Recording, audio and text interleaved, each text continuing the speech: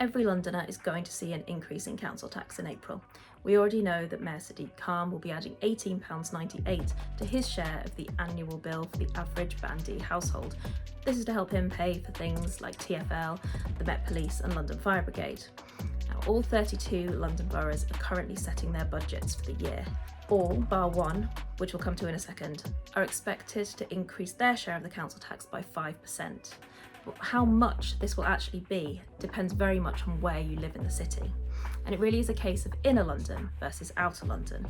While inner London boroughs have historically set lower council tax, places like Wandsworth and Westminster, for example, will continue to set the lowest council tax in the country, even if they add 5% to bills. People in average households there will still see bills of around £1,000 a year. This is compared to residents living in places like Croydon, Havering, Kingston, Richmond, who are already paying bills of over £2,000 a year and will continue to see them rise. On top of this, 7 London boroughs have requested exceptional financial support from the government this year. One of those, Newham, asked for special permission to increase council tax by 10%. This is twice the amount allowed, usually without a referendum. This week, Deputy Prime Minister Angela Rayner said the borough could increase council tax for residents by 9%. For an average home, this will mean adding about £131 to their annual bill. Now, Newham says it needs this extra money because it is facing an over £150 million deficit caused almost entirely by its temporary accommodation bill. This is because there has been a huge rise in the number of families requiring support for homelessness from the council.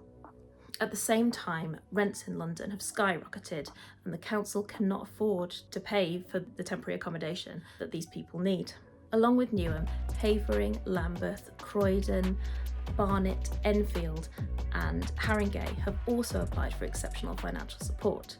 While they have not asked for an increase in council tax beyond 5%, they are asking the government for permission to do things like sell off assets, to pay for day-to-day spending and for emergency loans to cover their cash flow crisis. These boroughs are also blaming the huge rise in the number of people seeking temporary accommodation and also the skyrocketing cost of providing social care for the problems in their budgets.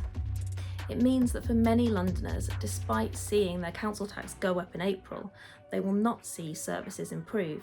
In fact, for some of those living in the boroughs that are struggling the most, they will actually see a decrease in services.